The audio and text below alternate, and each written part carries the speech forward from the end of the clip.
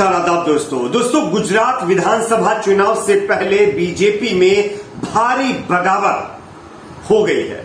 वैसे गुजरात के अंदर कांग्रेस पार्टी को लेकर के अभी तक चर्चा चल रही थी कि कांग्रेस पार्टी के नेता आपस में टकराए हुए हैं और कांग्रेस पार्टी पूरी तरह से बिखर चुकी है। लेकिन इस बीच खबर आ रही है कि कांग्रेस नहीं बल्कि बीजेपी के अंदर बीजेपी के जो शीर्ष नेता हैं वो आपस में भिड़ गए हैं। किस तरह से, इसको लेकर के बड़ी खबर है। 252 सांसद लेकर के एक मंत्री ने दावा किया है कि वो मोदी सरकार को गिरा देंगे। किस तरह से, आगे इसकी जानकारी आपको देंगे। साथ ही साथ दूसरी बड़ी खबर हिमाचल प्रदेश से सामने आ रही है, जहां पर बीजेपी और कांग्रेस के लगभग 70 से ज्यादा नेताओं ने पार्टी छोड़ दी है। किस तरह से, इसकी भी जानकारी देंगे। साथ ही साथ अगली एक और बड़ी खबर आ रही है दोस्तों, पूरे देश में चल रहे मीट और मस्जिदों में लाउडस्पीकर पर लगाए जाने वाले बैन के बवाल के बीच अब बीजेपी के नेता प्रवेश वर्मा ने बड़ा ऐलान कर दिया है। उनकी एक मांग है कि अब पूरे देश में मीट की दुकानों पर पाबंदी लगनी चाहिए। किस तरह से, क्या कुछ उन्होंने कहा, इनके बयान को भी सुनाएंगे। उससे पहले एक छोटी सी रिक्वेस्ट करेंगे दोस्तों, इस वीडियो को ज्यादा से ज्यादा लाइक करिए, शेयर करिए, चैनल को सब्सक्राइब जरूर कर लीजिए। आप सभी जानते होंगे गुजरात विधानसभा चुनाव की तैयारी तमाम राजनीतिक पार्टियों ने शुरू कर दी है। वैसे मीडिया के अंदर चर्चा तो यह है कि कांग्रेस पार्टी पूरी तरह से आपस में ही फूट चुकी है, आपस में ही टूट चुकी है। लेकिन अब खबर आ रही है कि कांग्रेस ही नहीं बल्कि बीजेपी के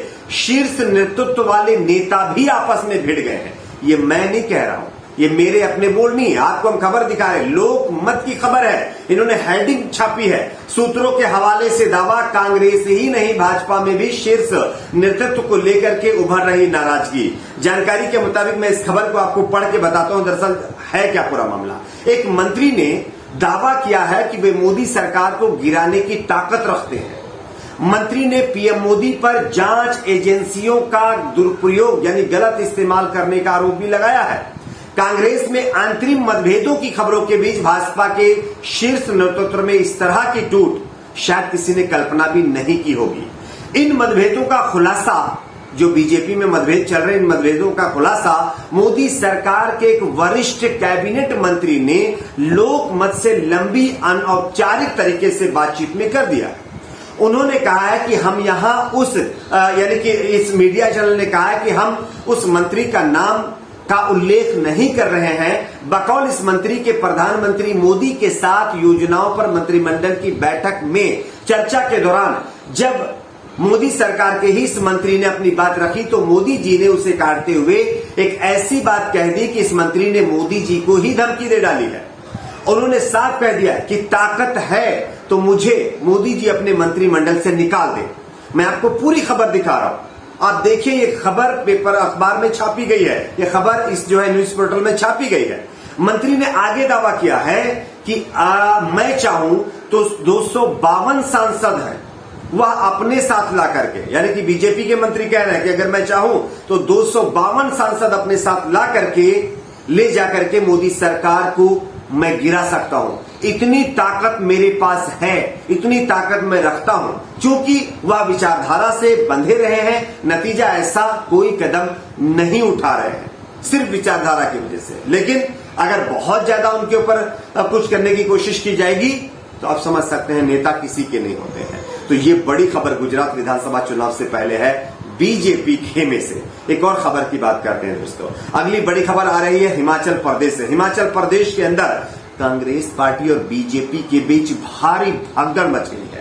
कांग्रेस और बीजेपी के लगभग 70 से ज्यादा नेताओं ने आम आदमी पार्टी का दामन थाम लिया है। मैं आपको खबर दिखाना चाहता हूं, आप खबर देखिए। पंजाब फतेह करने के बाद आम आदमी पार्टी अब गुजरात और हिमाचल का किला जीतने की तैयारी में लग चुकी है। यही वजह है कि आगामी विधानसभा चुनाव से पहले पार्टी ने पूरा दमखम हिमाचल और गुजरात में लगा दिया है। जानकारी ये मिल रही है कि दोस्तों अब धर्मशाला के अंदर, धर्मशाला हिमाचल प्रदेश में आता है, धर्मशाला में सत्येंद्र जैन ने राज्य के 70 लोगों को अपनी पार्टी में यानी कि पार्टी की सदस्यता दिलवाई है। और खास बात तो यह है कि इस मौके पर नग रोटा बगवा स्थानीय निकाय के चेयरमैन और बीजेपी नेता नरेश वर्मानी ने भी आम आदमी पार्टी का दामन थाम लिया। मीडिया रिपोर्ट्स के मुताबिक 2019 में धर्मशाला से उपचुनाव लड़ चुके राकेश चौधरी पहले ही आप ज्वाइन कर चुके हैं। माना जा रहा है कि राकेश चौधरी आप में आने के बाद बीजेपी को कड़ी चुनौती देंगे और इसी के साथ साथ कांग्रेस और बीजेपी दोनों पार्टियों की अगर बात करें तो 70 से ज्यादा इनके नेता जो है अब आम आदमी पार्टी का दामन थाम चुके हैं। और अगर चुनाव से पहले इतनी बड़ी भगदड़ इन दोनों पार्टियों के अंदर मची हुई है तो आप समझ सकते हैं कि आने वाले दिनों में ये जो कई राज्यों के विधानसभा चुनाव होने वाले हैं इसी साल के अंत में, उसमें आम आदमी पार्टी को पंजाब जैसा रिजल्ट देखने को मिल सकता है। खैर वो तो वक्त बताएगा कि क्या होता है। वैसे बीजेपी है, आप सभी जानते होंगे, बार बार हम कहते चले हैं बीजेपी है, उससे टक्कर लेना सभी पार्टियों के बस की बात नहीं है। खैर अरविंद केजरीवाल बीजेपी को कॉपी तो जरूर कर रहे हैं, लेकिन उनको उनका कितना फायदा होगा ये देखने वाली बात होगी। खैर एक और खबर की बात करते हैं दोस्तों। अगली बड़ी खबर, हमारे देश में आज मस्जिदों में लाउडस्पीकर पर पाबंदी और मीट की दुकानों पर पाबंदी लगाने की जो एक कोशिश है वो लगातार जारी है। दिल्ली के अंदर, उत्तर प्रदेश के अंदर, कर्नाटक के अंदर, उसके बाद कई और राज्यों के अंदर जब तक नवरात्रि चल रही है तब तक मीट की दुकानों पर पाबंदी लगा दी गई है।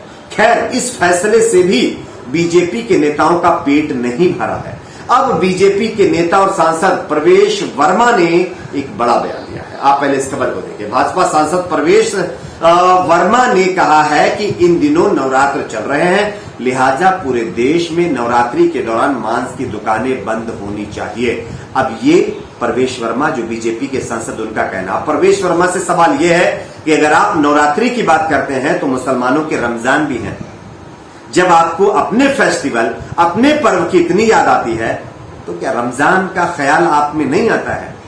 सिर्फ एक ही तरफ आप सोचेंगे, दूसरी तरफ आप पूरी तरह से इग्नोर कर देंगे। खैर आपको बता दें कि कर्नाटक, दिल्ली, उत्तर प्रदेश जैसे कई राज्यों में नवरात्रि के मौके पर पहले ही मीट की दुकानें बंद की जा चुकी हैं, लेकिन इस फैसले से भी कुछ बीजेपी के नेताओं के अंदर जो आग है वो ठंडी नहीं हो रही है, जिसकी वजह से वो पूरे देश में मीट पर यानी कि बैन लगाने की कोशिश में लगे हुए हैं। वैसे ये खाएंगे, पिएंगे, क्या पहनेंगे ये खुद तय करेंगे, यानी कि जो ये लोग कह रहे हैं पाबंदी लगाने के, लेकिन दूसरे लोग क्या खाएंगे, क्या पहनेंगे, क्या नहीं, ये इनके हिसाब से तय किया जाएगा, इन नेताओं के हिसाब से तय किया जाएगा। आज हमारे देश में ये सब कुछ हो रहा है, लोकतांत्रिक देश में हो रहा है, जहां पर हमारा अपना संविधान है, हमारा लोकतंत्र जो इजाजत देता है कि हमारे देश का जो व्यक्ति है उसको ये फ्रीडम है कि वो अपने पसंद का खाना पीना और जो उसको कपड़े पहने, कैसे रहना सहना वो कर सकता है। लेकिन उसके बावजूद भी इन सारी चीजों को नजरअंदाज करके आज देश की हालत क्या की जा रही है ये आपके सामने है। आपकी अपनी क्या राय नीचे कमेंट बॉक्स में जरूर बताएं। वीडियो को लाइक, शेयर, चैनल को सब्सक्राइब जरूर करें।